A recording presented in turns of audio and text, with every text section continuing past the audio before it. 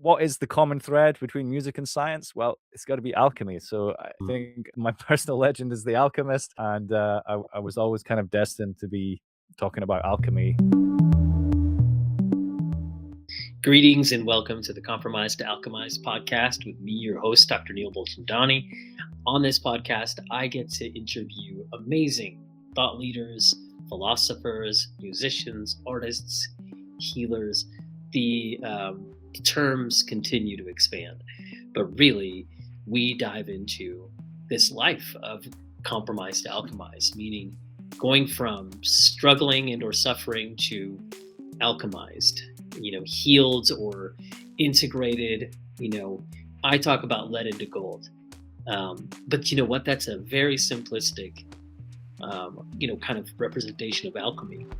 You'll learn about that on this podcast if you don't already know some of these things, because Stephen Young is brilliant and he has definitely poured over and dug into and not only learned about but taught the principles of alchemy. So my very first alchemist on the podcast, and I had such a blast with Stephen. After hearing him on the Way Forward podcast, and it was really, really phenomenal to see his music also. So it's gonna be really good. You're hearing Corvid or Corvid Phase. This is a track that he's made. In the music he's made, you can check it out. I'll talk about that a little bit. But I didn't know, I'm gonna have to look it up, that the Corvid term describes birds. And so a corvid or corvids are a highly intelligent and adaptable family of birds comprising over 130 species, but they're known for their intelligence. They're known to exhibit advanced problem solving, social play, tool use, complex communication. So let's just say Stephen is the best person to ask any more about that, but in terms of how his music interplays with that. But let me tell you a little bit about Stephen. Let's talk about his family. We talk about homeschooling. We do get into his the trajectory of his career. So he is an author, musician, and natural philosopher recognized for his work under the music alias Hedflux, Hedflux. Also, he wrote Fool's Wisdom, Science, Conspiracies, and the Secret Art of Alchemy, 2024. And I think that was ranked number 1 in Western philosophy on Amazon. With a background in theoretical physics, including both a Master of Science and a PhD, Stephen has carved an eclectic career at the crossroads of science, spirituality, and music. After leaving academia in 2005, he established himself as an independent music producer, creating over 100 original tracks plus remixes. So he created something called Audio Alchemy. Very cool. He traveled, taught, all these things in, basically put it into a method of music, which is about music production related to alchemy. So there's a lot there. So I encourage you to check that out. He gets into, on the podcast, what led him to music, but then what led him to writing. And we get into talking about things like ether. So I think it's going to be really fun to have you explore hearing from somebody who has this much knowledge on several fields. I love talking about sound and, of course, acoustics, and I also love talking about consciousness. And I really feel like Stephen did so much, in his life to lead up to being a great person for me to have on the podcast, and of course for me to learn from. So I look forward to hearing what you think about this episode, and can't wait. So share it with somebody really perhaps wants to take a deep dive into some of these topics, but also just have fun.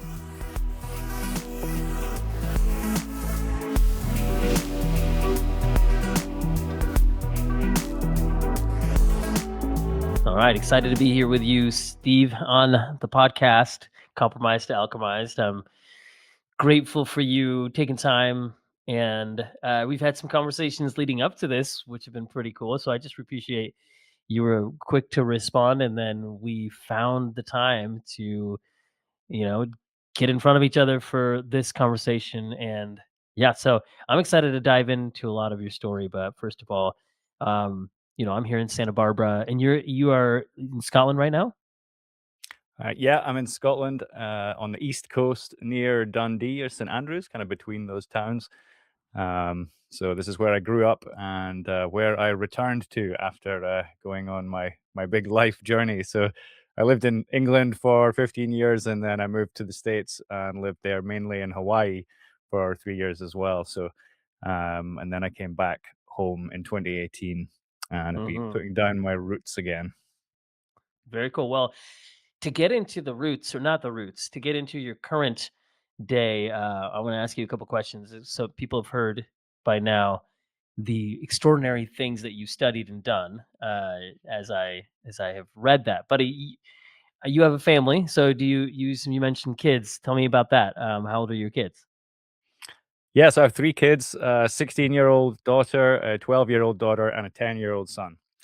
Okay. So yeah, it's amazing, and we homeschool as well, so my wife is, Mhm. at home and, I do my work and, help them with the homeschooling and stuff, but, most of that my wife will do most of the homeschooling, but, of course, I'm involved in the process, and, we prefer the term life learners to Uh-huh. homeschoolers, Yeah. 'cause, I really want to instill the value of learning as a lifetime practice into my children, So, yeah, try to embody that, and, hopefully that rubs off on them. Oh, this is actually a really important topic to us too. My wife Dawn, she's just defended her dissertation. She's in a month she'll be graduating with her PhD. But we homeschool the kids, and yeah, she's been done the brunt of it. And then, but when in Santa Barbara, we have a farm to table place, so they spend like a good amount of their time there at in Carpinteria at this farm school, raising animals, learning how to grow plants. And we're both, it's just a time in life where we're really thankful for resources like that. But we knew early on homeschooling was something we felt drawn to. I grew up put in a box in school. I value boxes. I value schools. Thank you for those. I just want to make sure people out there know that real life, nitty gritty. We need these. They're there.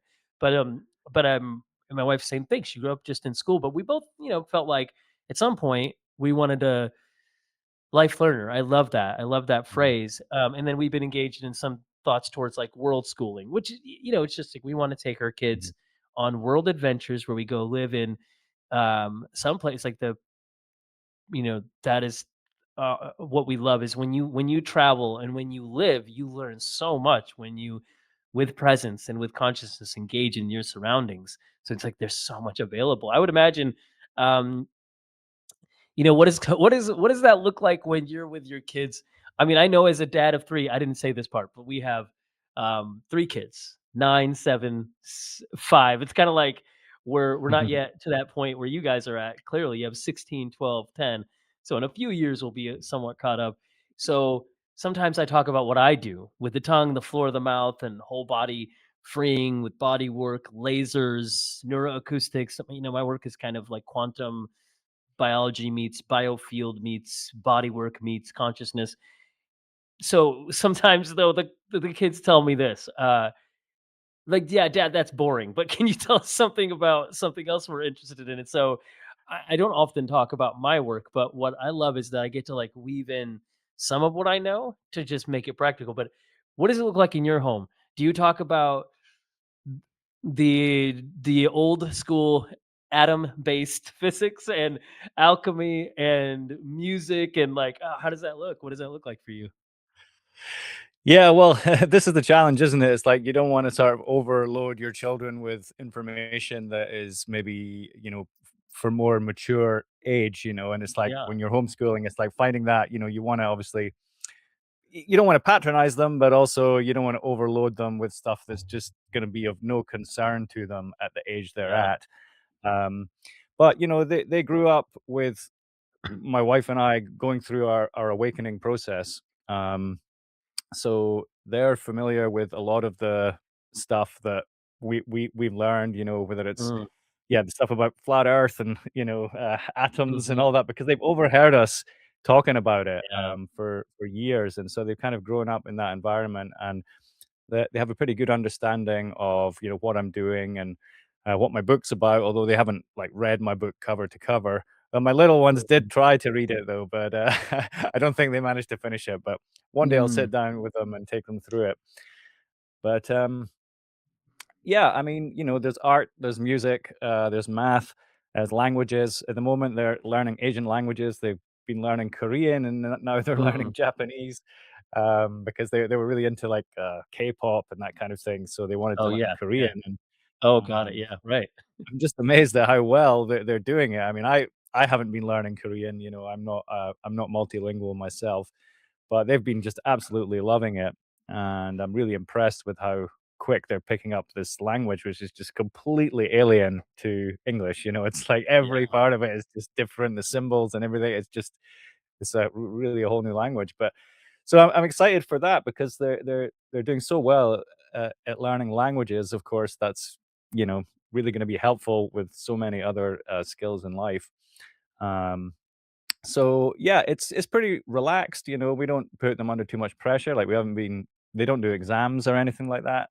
But we just sit down every day around the table as a family and work on whatever it is we're working on that day, reading books and so on. So yeah, and they've really come into their own in recent years. It's amazing actually how much they change in that age of like 10 till 12.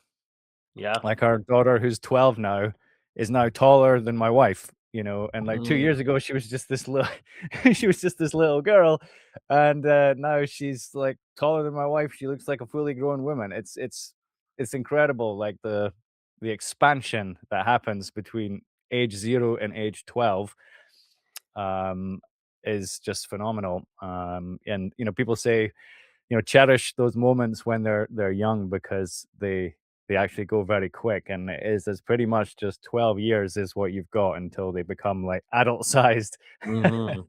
And yeah, so it's amazing though. It's really I feel blessed to be able to spend all day every day with my kids. And we did put them in school for a little while.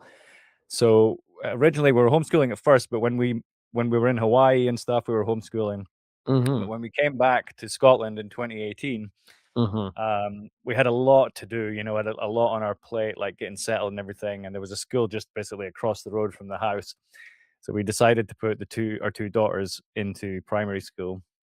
But then, so they were in school for like a year and a half, and then COVID Right. happened. Oh, yeah, And right. suddenly our faith in the school system just completely went out the Yeah, window. We were just like, no way are we leaving you in that facility. yeah, So they came out, and that was it. So uh, yeah, and what a difference will say. I mean, like what I remember most about them being in school was when they would come home at 3:30 in the afternoon, and you would try to talk to them. You'd be like, "How was yeah, school? What did you do? What did you learn?" They're just like, "Good." yeah, "What did you do?" "Math." yeah, You know, just one word. I couldn't get anything out of them, like what actually was going on at school. They couldn't talk about it and stuff. But now it's like we talk about everything, the conversation, just making that space every day to sit around the table and talk and always have meals together, um, is just really sacred and really important, really helps to build the family. I mean, we know other families that never even sit around a table together and have a yeah. meal. They just sit in their own bedrooms and eat their dinner and stuff. So yeah, so really, yeah, family life is the center of it all.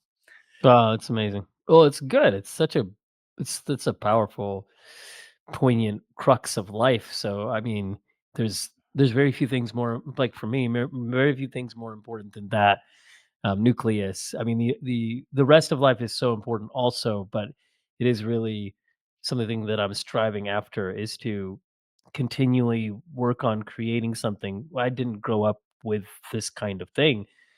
So it's like learning a skill that I never had, but at the same time, um, we we just know, you follow intuitively what you can see what but we're thankful also, just to kind of reiterate something or say something you said. We did have a few years of our kids in a Montessori based school, and one of our kids really flourished in that, and it was kid centered and more about play and curiosity. It was kind of like when we went to the first meeting for parents to go explore the school, and it actually been I taught intuitive movement around the world for a while. So it's my somatic, intuitive, consciousness-based movement practice that I taught.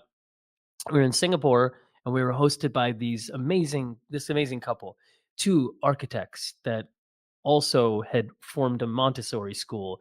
That the way they talked about it, the way they played with our then 2-year-old, who is our first, we were like, wow, this is cool. So I think we did glean from that the curiosity leaning and the way that it was kid centered, that for me felt like, okay, I like that.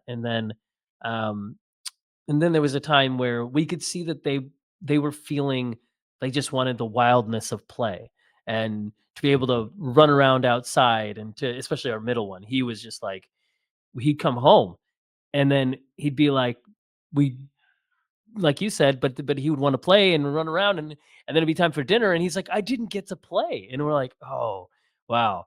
When he feels like he only had a little time to play, and he's what is he, 5 at that point or 4? It's like, "Wait a minute, what are we doing here?" We that should be his main thing, that he should be able to feel the satisfaction and fulfillment of being able to move his body around and run and, jump and do whatever. That should be his learning. The rest should be extra layers into academic information and all that. So I feel like we were thankful for what that experience, but we're also very fortunate to be able to have a way that we're engaging in homeschool. I was going to say life school. There we go. That's that supports us now. So I feel very fortunate that we can do what we're doing with them.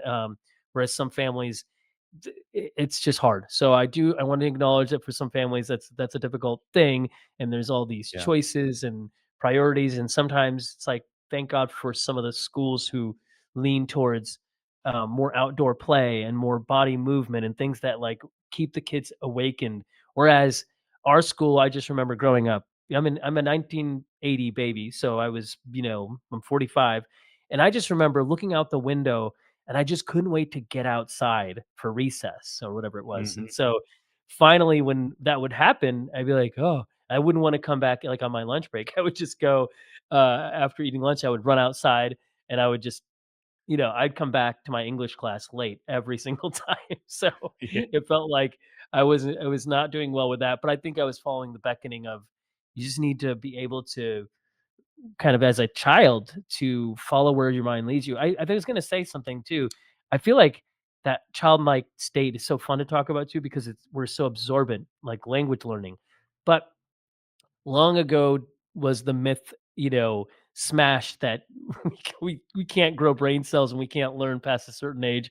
So I don't believe in that. But I also think ones like you can look, somebody could look at what you've done, from your studies and your PhD to your music career to your book, and then to the furthering you it's like this is the childlike state of like Mm. always exploring and always being curious. So I would imagine, like, was that something that you, recognized that you had from an early age, or did you have people in your life who inspired you in that to, like, keep you curious or to provoke you to be curious? Can you look to anybody now or even then that was influential for you? Well, no, it's a good question. I mean, I because when I stayed in university till I was 25, right? So I didn't have a proper job until I was basically 26, nearly Yeah. 26 years old. And in university, there's some kind of like childlike component to that, right? Because you're basically in the comfort of the education system, you're learning, and so on. You're around other people your own age. But then stepping out then into the corporate world, where I worked for 5 years, it's very like high pressure, very mature. There's a lot of older people. You're getting bossed around, and life is hard. And that sort of the pressure of that corporate environment really is what made me realize I want to just be able to play, right? I think Mhm. if I quit my job, and that's just what I did, I just quit my job in 2010 to go full time with music, and of course, music is Mm. pure play. Mhm. I'd been practicing music was my in my playful moments that I would get to myself, like outside of work or outside of university. I would be practicing music production and just absolutely loving every moment of it. Um, and so, yeah, as I went through my corporate life and everything was like super serious, and I was just thinking, I need to get out of this. I need to give myself the space, the solitude to play and explore and be curious again. And that's what I did, and it was a big risk, and it wasn't without its challenges, but I really just devoted myself to that, to being playful and curious, and following my intuition, following my nose, following my heart. Mhm. um and that's where all the music really came from. And of course, my surname is Young, so I, I have this Yeah, kind of there you like built go. into my name as like this youngness. I'm going to be young forever, essentially, Uh-huh. even when I'm old. So apparently, the surname Young was when they first started making people have surnames. That Young was chosen for people who are young at heart. So I Mhm. I've kind of now kind of embodied that, and uh yeah, so so everything I'm doing, like the book, everything is I did all of it without a boss, without any patrons, without any funding. I mean, it was like I did it all at my own risk, my own curiosity, and my own just playfulness.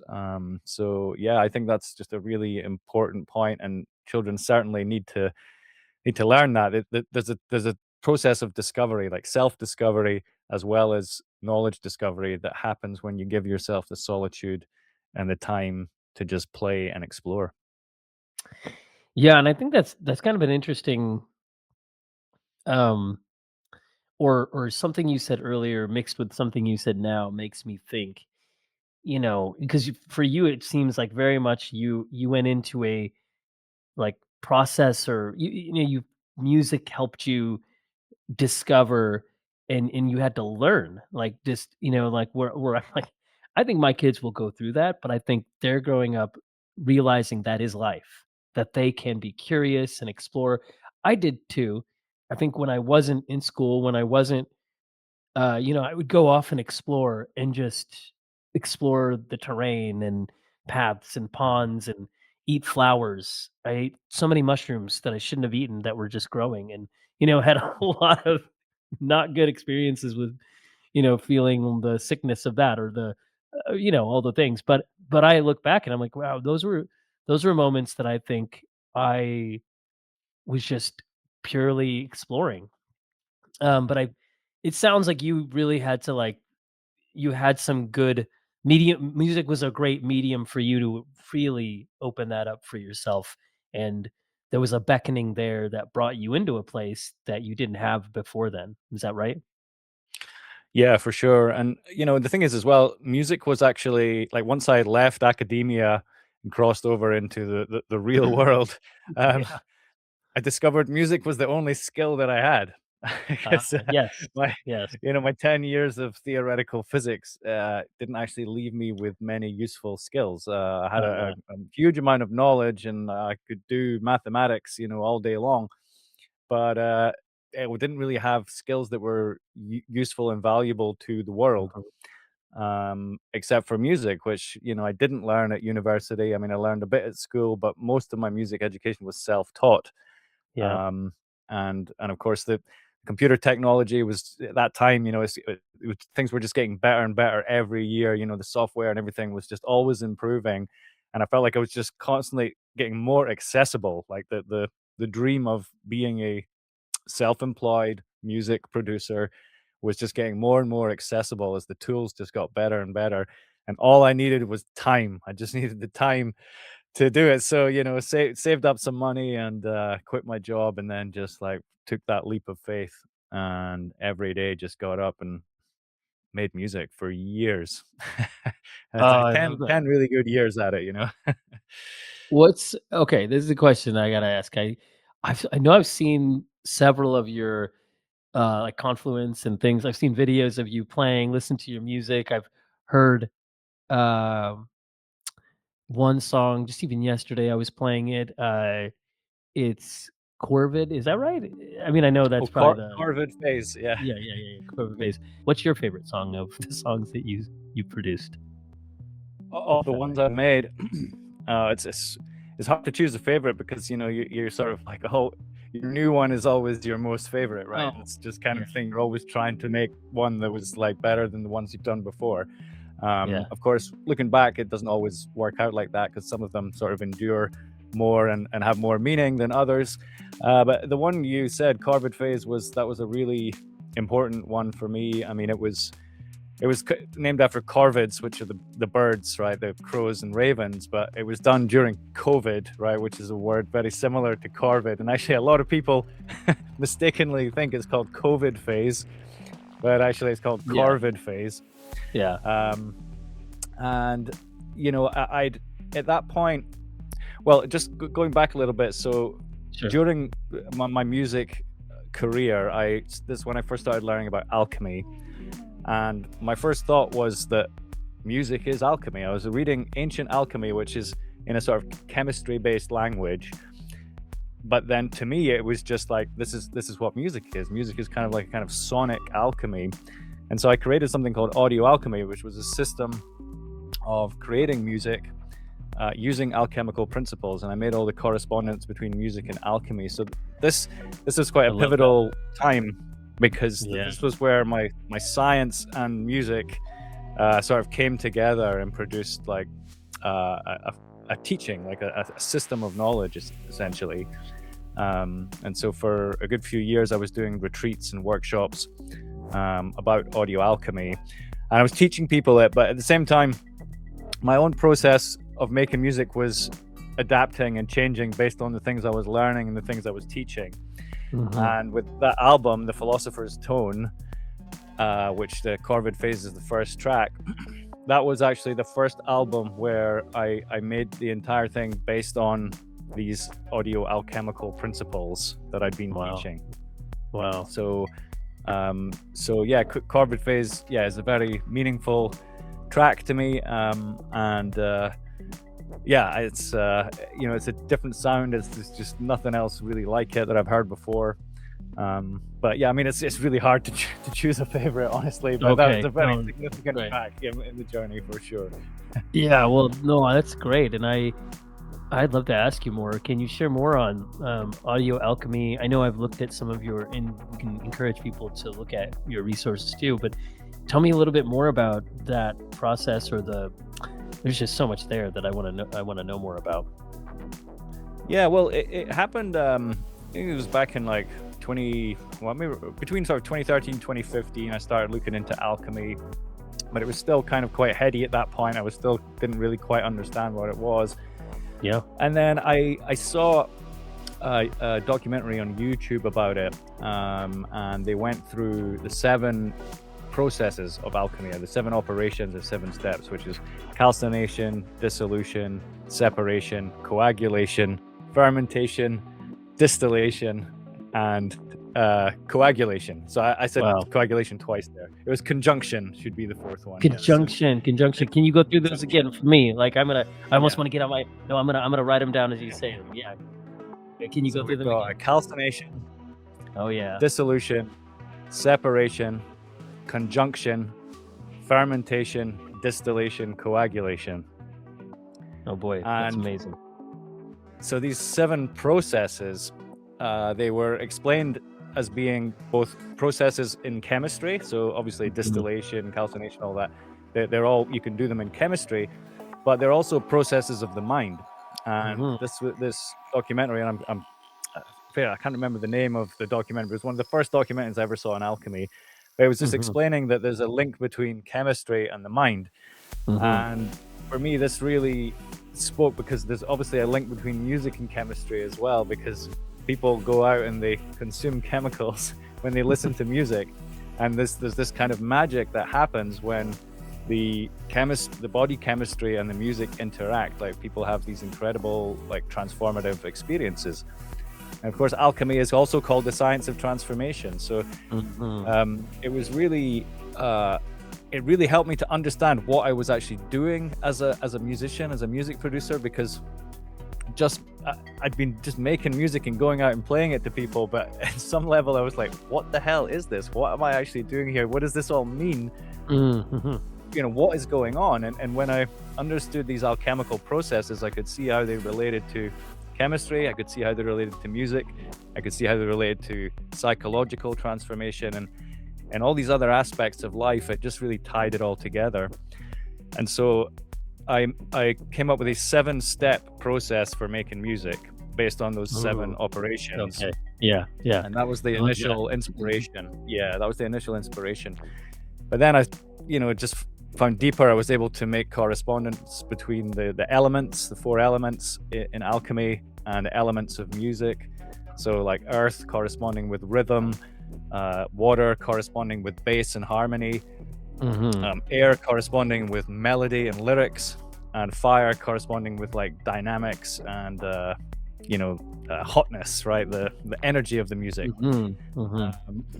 So yeah, just I then started putting forward this idea that music production is a form of alchemy. You're actually applying, even if you don't know it, like, most modern music producers have no idea they're doing alchemy or know anything about alchemy. They're just following the rules of music. But when you look at it in the context of alchemy, you can see that actually you're performing alchemical operations and alchemical processes all the time when you're producing music. And this is producing music, not so much playing music. Okay, playing music is still amazing, but Right. playing is not producing, right? Playing is a form of expression. It's like singing or dancing. It's just like Yeah. you're expressing yourself in real time.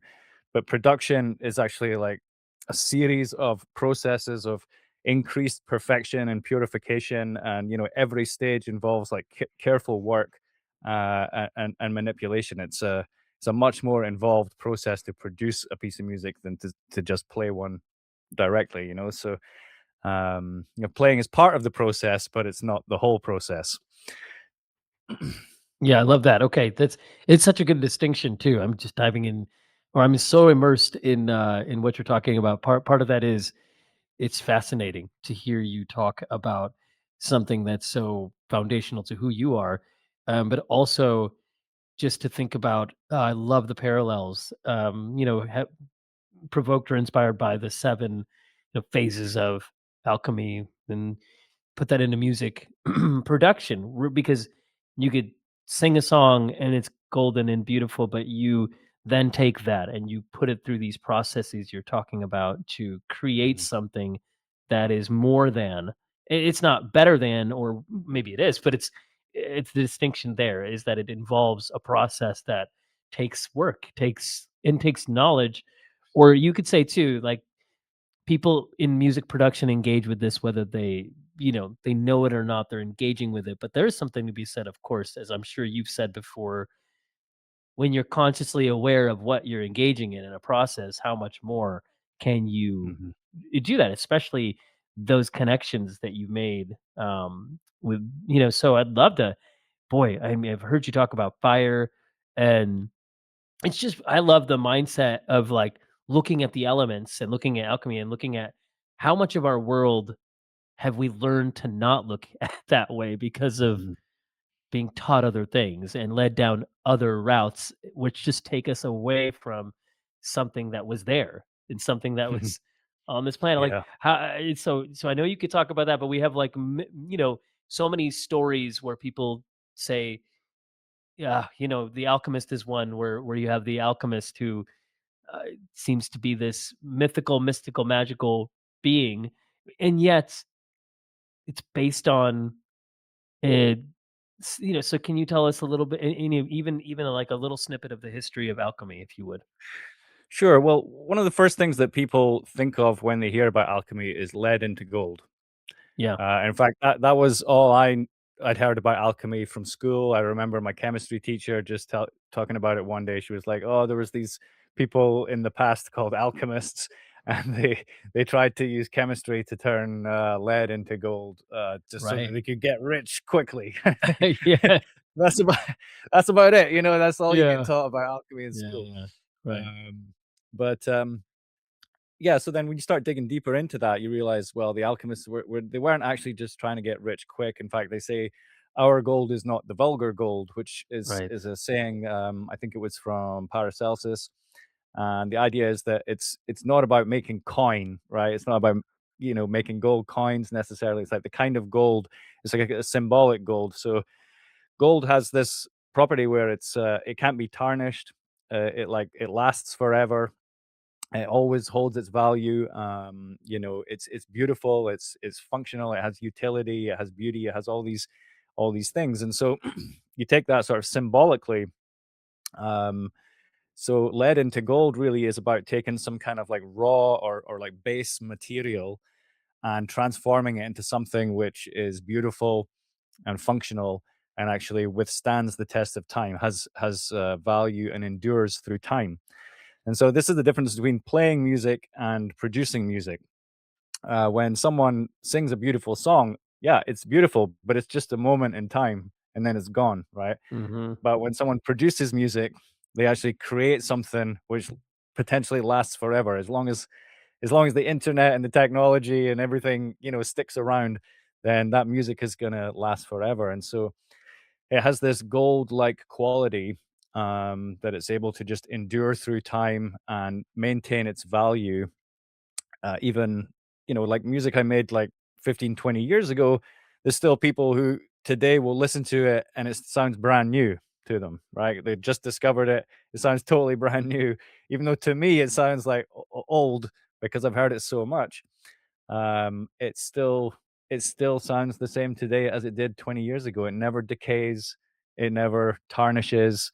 It's just there like a shiny piece of gold in the ether. Mm-hmm. So yeah, so that was the other thing. So I realized that you're making gold. And what I've discovered in the years since is that the music has actually been more valuable than gold. So I, Mm. I don't personally own any gold, but if I did, um, like, let's say I I'd taken gold. I'd made music for somebody and I took gold as payment, Mm-hmm. and they keep the music and I keep the gold, right? Well, I'd have some gold, have a little bit of gold, but actually, in my case, I kept the music. I kept all the rights to my own music, and those music has given me financial returns every single year since I've made it. Like more financial returns from the music than I would have got from the piece of Mm. gold. You Yeah. see, so Yeah. it's Mm-hmm. actually more valuable than gold in the end. And it could potentially still be making me money 10 years, 20 years from now. Even after I'm gone, my children will probably still get money from the music I made. It's like so it has this everlasting, enduring gold-like quality, even though it's not actually physical gold. Mm-hmm. Oh, that makes me think too. It's kind of an interesting. Of course, somebody who follows the podcast might say, "Oh, I say the phrase 'let into gold' a lot because I'm taking a very simplistic model of alchemy that we know to make it sense." And I know some, but I need to be around with those like you, and I've been always digging into learning more. But also, it makes me think of the book, The Alchemist, and you have this dichotomy between the academic on the caravan that the protagonist Santiago comes across, who he wants to learn about alchemy, and one of the main things I think he is kind of as a this has been a trope or whatever you want to call it, it's been around for forever. He wants to learn how to turn lead into gold. So it's a very binary like interpretation of alchemy. And the alchemist, on the other hand, sees Santiago. It's a big part of the book. So when they go to the desert, and when Santiago makes his way on that caravan to the desert to go somewhere else, he's not even trying to go there. He's there. He knows it's a vehicle to get him where he wants to go. He had a dream. He's trying to find the treasure. It's not just about gold, but it is about more. So the alchemist ends up being in the desert, and the caravan comes across the alchemist, and the alchemist looks at Santiago as someone who he sees is on an alchemical process of life, which is why it seems like he wants to pour into him and mentor him in the ways of alchemy, because it ends up being way more about Santiago meeting the love of his life and Santiago finding who he is, which um so it just, yeah, it so sounds like what Yeah. you're saying too, where you found the meaning of life in a moment to help you make something that was beautiful, that took so many different skills that actually had more value than a substance. I love that. Mhm. Yeah. Yeah. Yeah, it's incredible. I mean, what this, this technology that we have now has enabled. I mean, even before internet technology and all that, things like works of art, would be a good example of lead into gold, where just a Hmm. bunch of paint and canvas is made into this like timeless, work of art. Um, but also, so there's, that's the kind of what you might call like exoteric alchemy, which is, and that can be applied in any different discipline, whether it's music or painting or any kind of work, body work. If you're healing Yeah. people, that's alchemy as well. There's lots of ways to turn a lead or an undesirable state into gold, which is a Hmm. desirable Yeah. state. Yeah. But at the core of it is that the inner alchemy, which Hmm. is about your own personal development, and that is the idea that actually we all come into this world as led, right? We Hmm. have our traumas, we have our um, our whatever the cards that we're dealt with when we're born, right? We all have our cards that we're dealt with.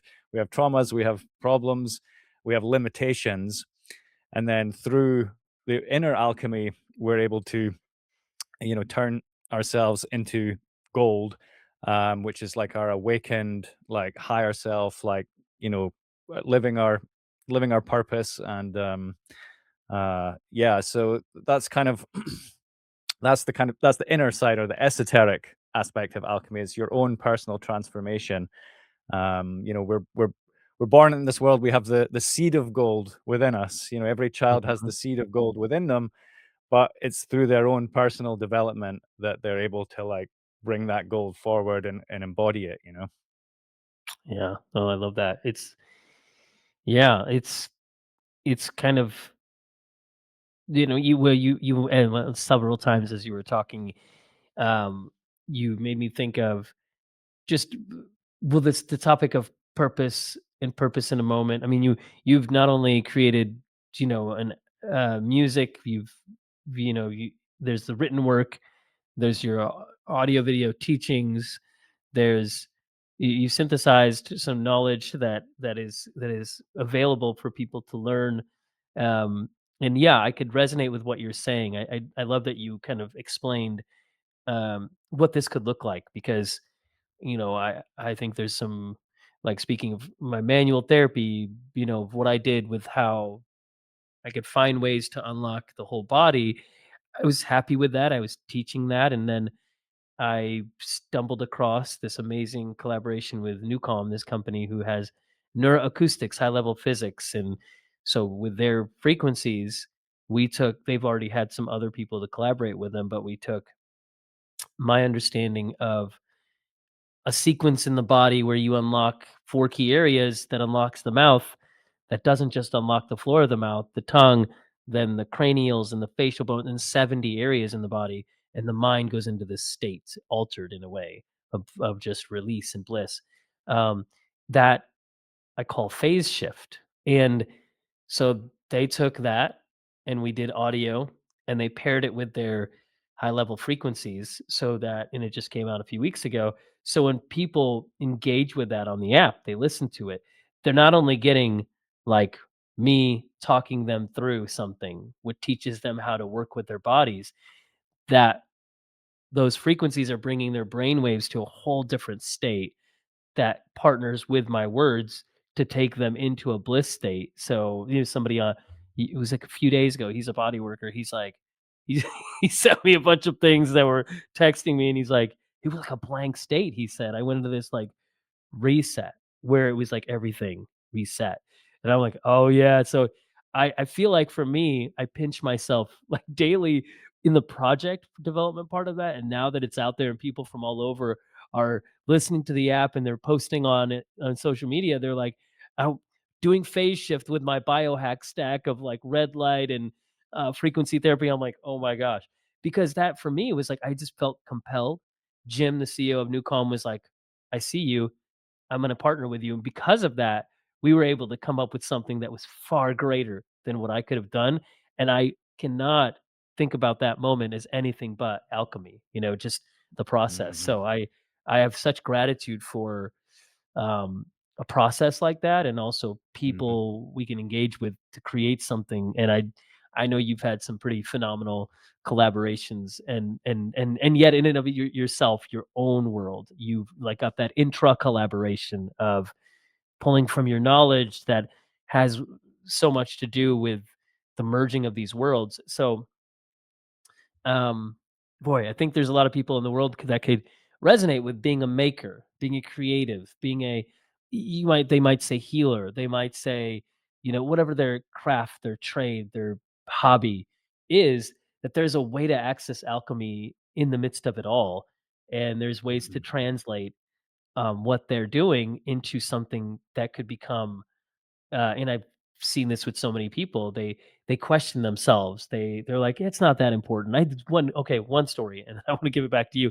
Oh, this person came in and struggling with gut health and a bunch of things and stress, and the person rightly so had a therapist counselor that was walking them through the most important parts of that. I don't do that. I'm a body worker, manual therapist that delves into all these areas, but I'm not a counselor. So but I saw clear as day, this moment came through the ether, but I want to ask you about ether because I'm meaning it figuratively.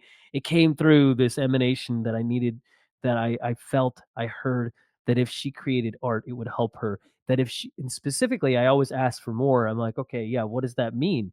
And I heard very clearly if she if she did oil painting, that would be something that would impact her significantly. So I just said to her, I feel like if you oil paint, you're going to see something. She did, and she was saying she was getting such fulfillment out of it. Well, she showed me a picture, and then she eventually brought it in, and I'm like, "Are you kidding me? This is phenomenal." She's like, "Oh, no, I'm not an artist." And she hadn't shown anybody her work. I'm like, "No, look, what are you seeing what I'm seeing? You this belongs this is legitimately, like, phenomenal, but, for her, it was cathartic and healing, but she didn't think it had value aesthetically. I'm like, "No, it's both. You created mhm, something that has helped unwrap you and unfold you and help bring healing, integration, but simultaneously, like, your art is something that people would look at and buy." So I felt like that was really cool. It just came to me, that story of, like, years ago about how I one of my biggest roles in life is to stand back, facilitate other people coming into their own sense of healing and integration, to come to who they are. So I really I think that's I value your approach on that. So um, because you said it could be a art, it could be so many different things. So yeah, have mhm. you? Oh, where does that take you? And I do want to ask you your I'm gonna ask you about your personal legend here, but I'll just pause to see if you have any thoughts on that, and then I'm gonna ask you the question I love asking people because it's just coming out of you anyways. Well, I mean, that's an awesome story, and yeah, there's something about the process of making art. It's like this kind of iterative sort of feedback process. It's like you start with nothing except raw materials and tools, let's say, um, and then you make a thing, like draw a line or make a sound or a drum or something, whatever it is. And then there's this immediate sort of feedback process. Now when you've brought something into existence, and then you're now observing that thing, and then you're observing how it makes you feel. And if it makes you feel bad or makes you feel cringe or whatever, then you've got to change the thing to make it less cringe, right? And then Mhm. and you're sort of going through that cycle. There's this and it's like a it's a kind of purification because Mhm. you're getting impurities out of you. Like the impurities that you have in you will come out in the art at first, and you'll see them, and you'll be like, "Oh, that's yeah, I don't like that." And then you will then purify what you did to make it better, make it look better, make it sound better, make it more functional, smooth it out, you know. And so that sort of taking in and putting out and taking in and putting out and just going over and over is like a kind of it's kind of like a sort of distillation process, right? It's like Yeah. things are coming up and they're coming out and then they're coming back in and then they're going up again and they're coming out. And each time it goes through the cycle, you make it better and more potent and more purified. And so, yeah, it's very therapeutic. And yeah, I've met loads of people who actually make great stuff, but they never release it. They just do it for Mhm. their own personal therapy. But Yeah. they're just like, "No, I would never try and sell it or release it to anybody," you know, they can't be doing with all the sales and marketing and, putting themselves out there, creating a brand of Yeah. themselves and all that. I mean, that's a whole other thing, and a lot of people are just Yeah. not prepared to go there. They're like, "I'll make the art, but I'm Uh, not doing the rest of it," you know? yeah. I love that. You just you respect that, and then with some, I think there was another person I just said, "Wow, you gotta these if this got out there, you would rock people." Like, some people would find so much inspiration, and some people that's when it beckons them to, like, look into it. They're like, "Okay, well, maybe I don't have the time for this, but if you're saying you can hook me up with somebody who could help me with this," or yeah, I have one person who said, "Look, I'll do the website. You just do the," and it's, like, really cool. We need that collaboration. We need, but also I Yeah. think respecting, like, some people, it's the purity of what their art is that they don't want it to go into a process, and I respect, that as well, but, Y yeah. go ahead. Yeah, they Yeah. don't want it to go into a sort of industrial, Uh or marketing sort of context, but like to sort of keep it pure and keep it sacred. I can totally understand that. I said the phrase "in the ether," and then also, of course, I think the ethereal realm. I say that phrase, the ethereal realm, somewhat frequently. At least I used to say it a lot more. But can you, uh, you know, define ether for us and explain a little bit more about that? I love hearing you talk about it, but I'm also interested because it just seems to be a very significant understanding that, if to know more about it is very relevant to just walking through our day. Absolutely. Yeah, the ether is incredibly important. In fact, that word ethereal that you Mhm. used is a fusion of ether and real. So, Yeah. and they put the word ether and real together because they want Oh you to boy. remember that the Yeah, ether is right. real. Yeah, yeah, yeah, right. And because science has thrown out the ether as Mhm. it used to be a perfectly mainstream, respected, established scientific concept.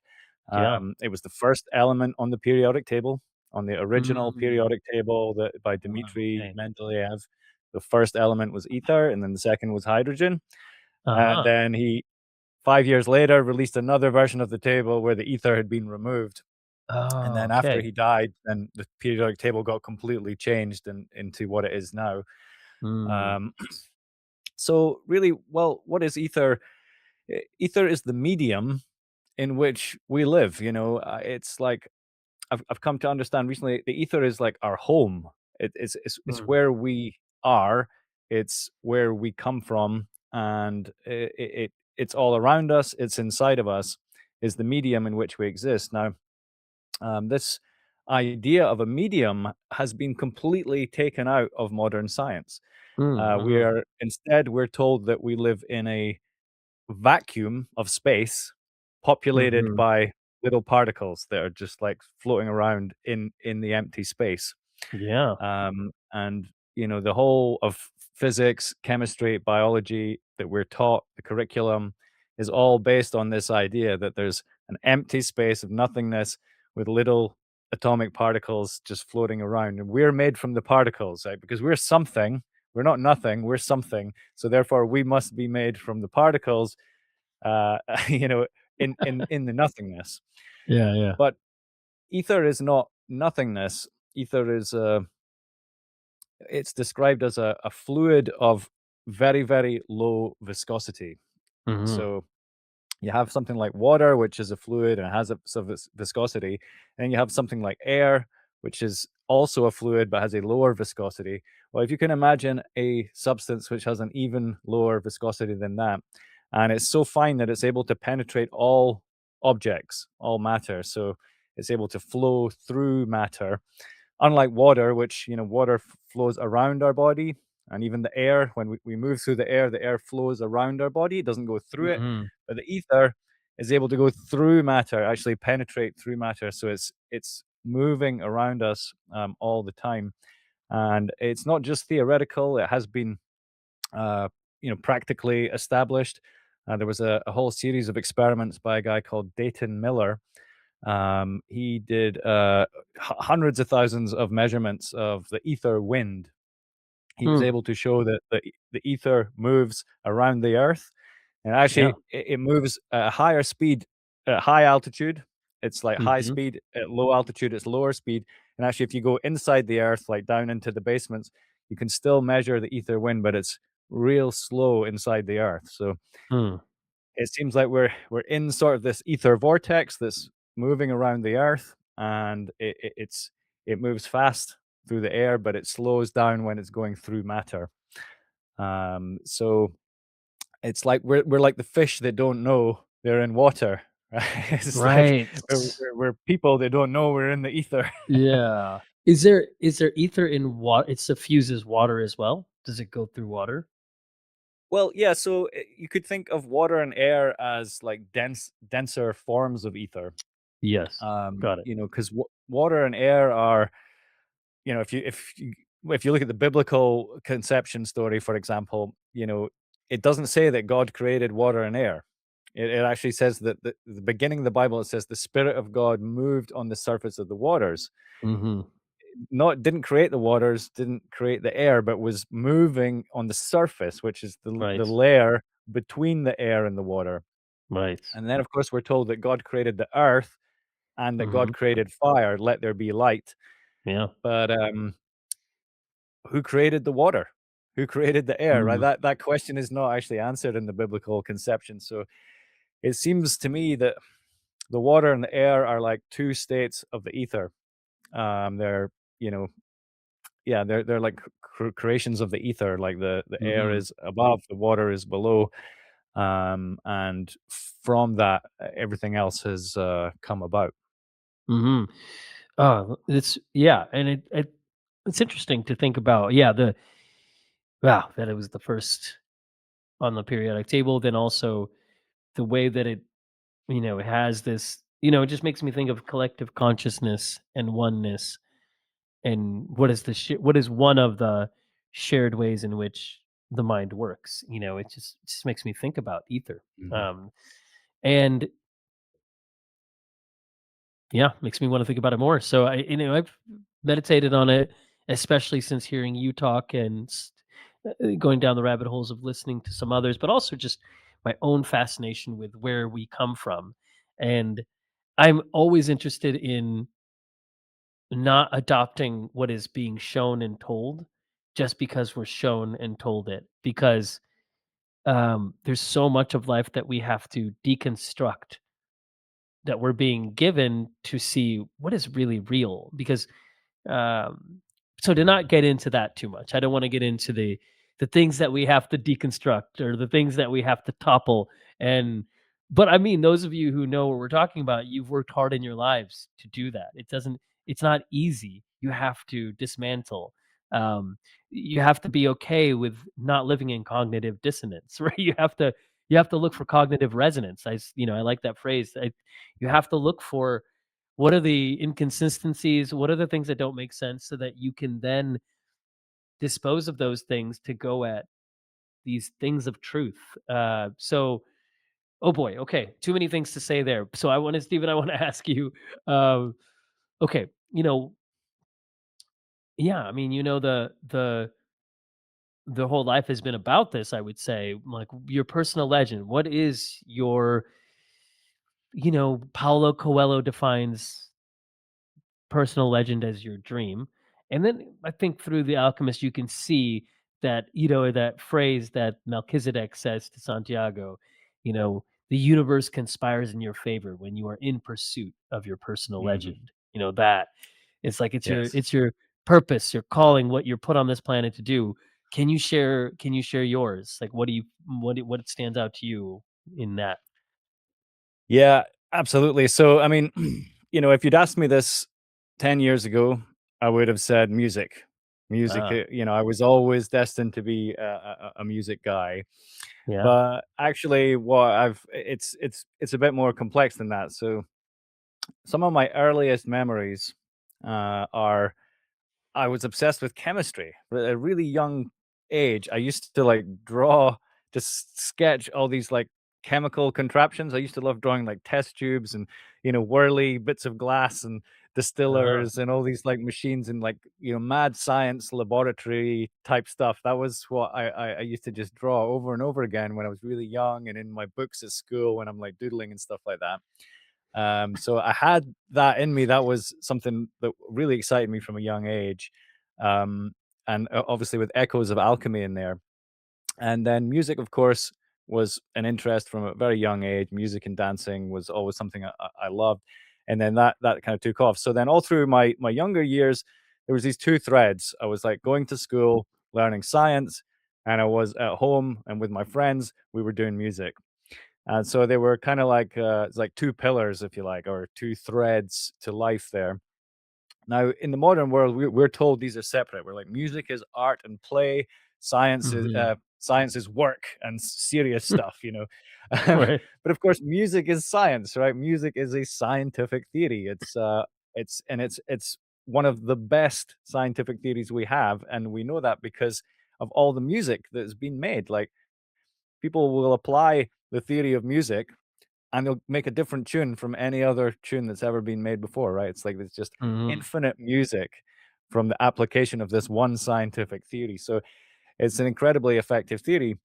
Um, so and then as I said, so I thought science was going to be my career and music would always just be this like sideline hobby thing. But when I got into the real world and I realized actually music is probably more valuable skill than all this science stuff that I've learned, and so I switched.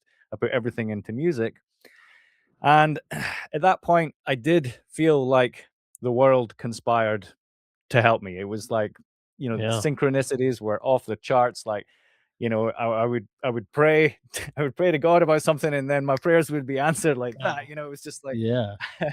um, I went all around the world. I had a great life pursuing music, and it did feel like the world conspired in my favor, Mm, but it mhm. didn't last forever.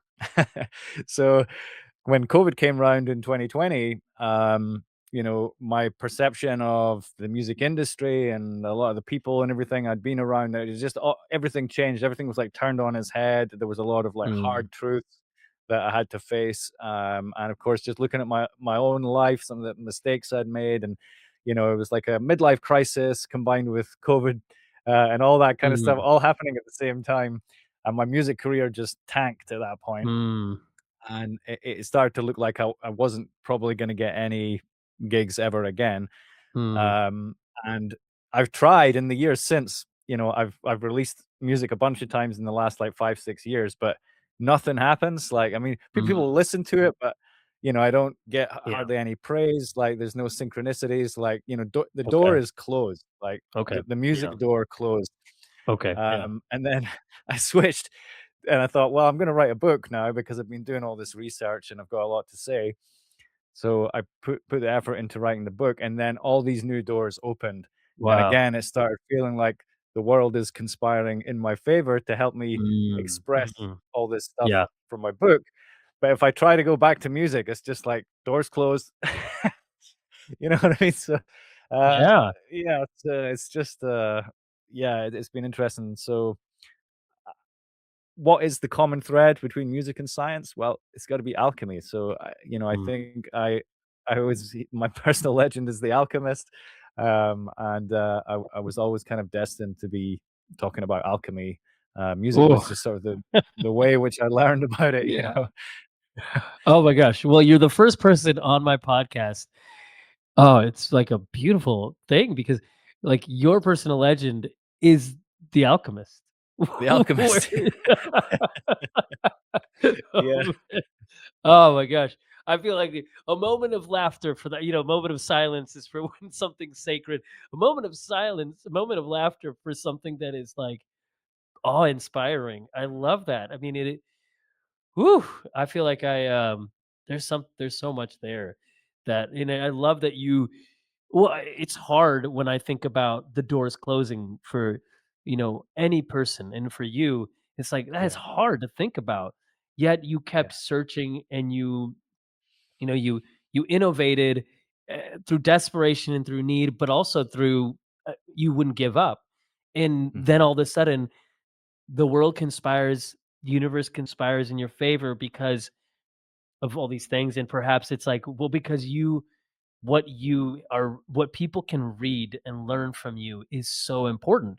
So, Mm. I feel like, you're being beckoned into, as you've explained so well, revealing more the world can cogently and cognitively meditate and chew on and learn from you so that we can, move forward with greater awareness. So, Mhm. thank you for, just, yeah, so grateful for you. And yeah, it's such a powerful statement. Yeah. Personal legend is the alchemist. So I mean, I'm inspired by that. And then I'd love to ask you part two here. This like, I think, inspirational, and then now aspirationally, like, what are the ways that you kept tuned in? I feel like you gave us this, but personal legend is like this key on a map that shows you where you're at in it. It's like a marker, symbols, so you can, explore and know how to get from one point to another. Those get your bearings. Mhm. For you in your life, what has served to be a legend, like a key on the map? And then you could also then share, like, something where you feel like, what can people learn from that? But first of all, just what has been important for you in that? Um, well, eh, I mean, if you mean like sort of like, well, he talks about omens, right, along the path, Yes. like, Yeah. Yeah. I mean, that's more what I'm thinking about now is the synchronicities and the omens. Yes. Being able to actually read the energy around you, Yeah. following your actions in life. So, if you take a certain Mhm. creative action, what happens after that? Read the signs that come back to you, and that's sort of God's way of telling you you're either on the right path or you're on the wrong path, and or whether your path has come to an end. So yeah, I was very tapped into synchronicity. Every time, synchronicity being a sort of coincidental moment, a sign that is just beyond being coincidence, right? It's a Mhm. mathematically impossible coincidence, if you like, that it seems to be personally directed at you. And so as the synchronicity increases, I take that as a sign from God that I'm doing the right thing. But if I do something and then just I start to get strife, and trouble, and just bad things start happening, then I take that as a sign I'm not on the right path. And it was a bit like that with music after 2020. As I say, it was all pretty much golden up until then. But then when I kept trying to go with it after 2020, it was just like bad things just kept happening. I would get like ripped off, I would get betrayed, and this and that. It's just um and I'm like, this is not what I'm supposed to be doing now. Mhm. I have to, do the book, and then bam, did the book, and it's just been again synchronicity, like great new friends. Uh, Mhm. 4 or 5 years ago, I thought I had no friends, and I wrote the Mhm. book, and now I have like loads of amazing friends. You find your people, when you do something like that, and when you speak your truth, you will find the people who are your true friends, the ones who actually resonate with you, who you really are, which you don't necessarily get from music.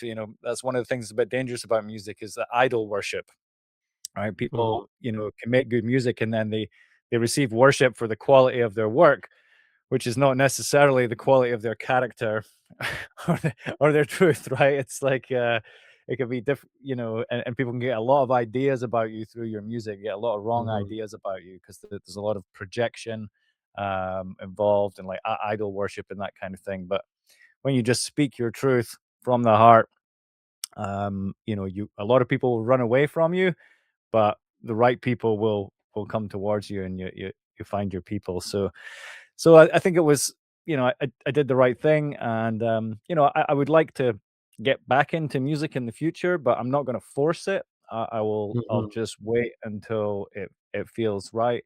And I don't think I would try to reinvent Hedflux again because I've got 20 years worth of music there. Hedflux music, like Mhm. it's over 9 hours worth. So that's kind of nicely. I think that's just nice to kind of leave it there. If I was to Mhm. do another music project in the future, I'd probably do it as a new project. Something Wow, something cool. completely different. So I'm hopeful that will happen, but I I don't know. At the moment, you were asking where I'm at the moment. Well, yeah, having done the book, I basically just spent the last 2 years like making videos and doing podcasts, just kind of like trying to elaborate on the stuff that's in the book. And other than writing a second book, I don't know where I'm headed at the moment. Yeah. And this is apparently kind of a common thing, right? After you've just finished a big piece of work, it's actually Yeah. not very clear where you're going to go next. You're kind of in this gestation period now where you're Mm, right. you're just waiting for the next thing to follow. But yeah, a second book is definitely on the cards. And hopefully I can get it done by the end of this year, but we'll see. Oh, that's exciting. Well, very inspired, and yeah, I love that because when not everybody lives that way, and I think some people have the plan, they have their objectives, they have their ideals, they have their goals, their markers, their milestones.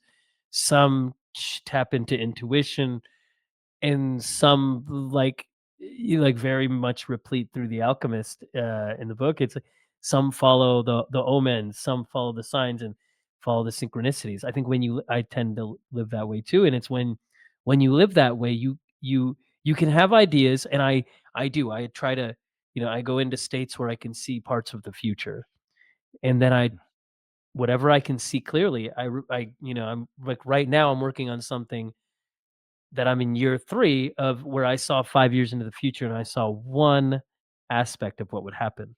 And so part of what I do is doing all the work required to make that moment happen, but the Hmm. other things I had no idea that I was gonna be doing, like NuCalm, this frequency. So I love that you live that way because it's when you live that way, then you have to you lean into not knowing the details Hmm. because they're probably going to show up when they need to, and in one way they're going to be better than you ever could have fathomed, right? So like what's happened with you, so I can't wait to see where you go. But very specifically though, you're going on, you're traveling, you're going to be in places. Can you talk a little bit about that, and then just also in there share how people can tune in to follow you and your work and what you're doing? Sure, thanks. Yeah, next week I'm off to the US. I'm going to be going to Elementals Gathering in the Ozarks, which looks like a great festival. I'm really excited for that. There's a lot of awesome people on the lineup. And from there, I'm going to go to Austin, Texas for a few days, where I'm going to have a sit Oh, down cool. with Alex Zek again. So Oh, that's awesome. yeah, it will be actually in the studio with him this time. So quite Oh, excited nice. for that. And then from there, I'm going off to California. I've got a few meetings in San Francisco, and then I'm going up to Sebastopol. And Uh-huh. on May 16th, going to be doing an afternoon workshop called Embodied Alchemy, which is actually aimed at body workers such I as saw yourself. If that. you've I managed to, read that. I'm like, "Oh, this is so good." If I wasn't gonna be in another state doing a training for yeah. cool. Very cool. Keep yeah, Yeah, so so I'm that's awesome. collaborating with a lady called Paula Pratt, who's also a somatic Yeah. therapist, and so yeah, that should be good. That's like an afternoon workshop, and then in the evening we're going to do an ecstatic dance. So Oh my gosh. I'm going Yeah. to do a music set with some local artists called Flo and Lummingbird. Uh-huh. So yeah, that's my plan for the next few weeks. And yeah, in terms of how to support me, Yeah. my website is stephenyoung.uk, and my latest offering is what I call the fruit basket, which is I've collected all my work from the last 20 years, so all the music, all my presentations, lots of exclusive content, my book, my audiobook, and all the audio alchemy stuff, including an exclusive new audio alchemy ebook. It's a big download. It's like, 20 years worth of Wow. independent creative work. So that's my current high ticket offering. But of course, Uh-huh. I've also got, there's my music, Substack, Patreon. These are all ways to support me as well. So yeah. Great. Those will all be in the show notes. So pretty cool. Um, so exciting. Well, yeah, I'm really thankful for this conversation. I feel really happy with uh I think just the way I feel from our conversation, and I can't wait to tune in more. I will stay tuned. And I we know I'm feel like there's going to be so much, just there's burgeoning, expanding things popping up. Oh, I say this one when you were talking a few minutes ago about music and but I just saw an image of me when I was like, 8 years old, walking up to a window, and it was where the pool was at the YMCA, looking down, seeing people swim, and I in this vision I just swam, so I was feeling the chlorine, of course, and then I walked over to the vending machine, and I was gonna get lemon heads, but that was like how things went sour, for a while, until you looked further in the vending machine and you found your book. I saw like a kid Mhm. walking to a vending machine saying, "That's sour. I don't want sour heads, lemon heads. Those are a little too sour. I'm gonna choose. I'm gonna choose that." And I saw Chewy Runts. I think because I used to love them, and it's this red Willy Wonka's packaging. You get it out, and I didn't like banana then. Like I love banana, but I didn't like candy bananas because they don't taste like real bananas.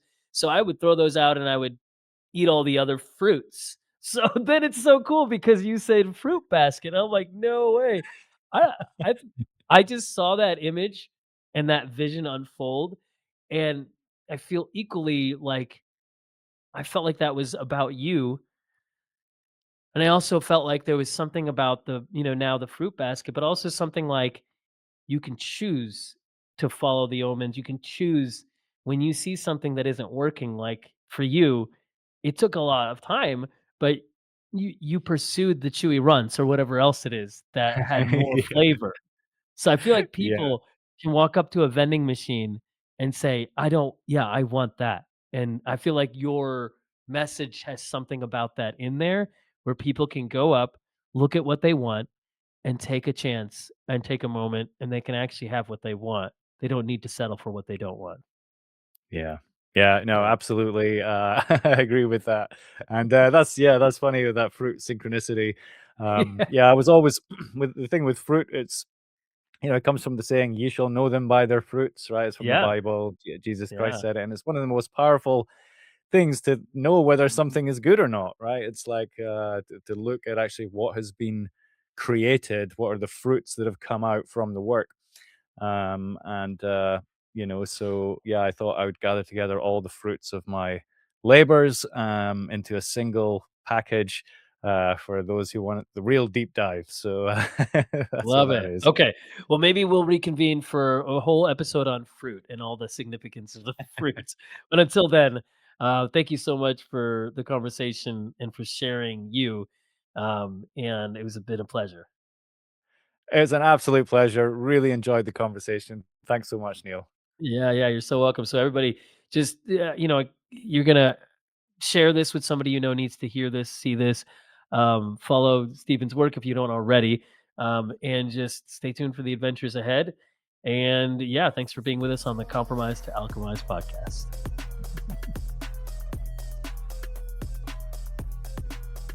This is major. It's a game changer. Thank you for listening to the Compromise to Alchemize podcast.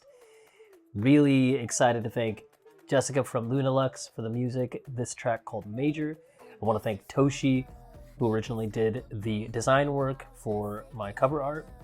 And I also want to thank Alyssa, my team, for podcast publishing, my whole team, including Kat, for heading up my world. And then also definitely want you all to follow me on YouTube, follow the podcast on Spotify or Apple or wherever you get your podcast, comment, give us a rating, and also Follow me on Instagram at Dr. Neil Bulchandani so you can stay tuned to my latest.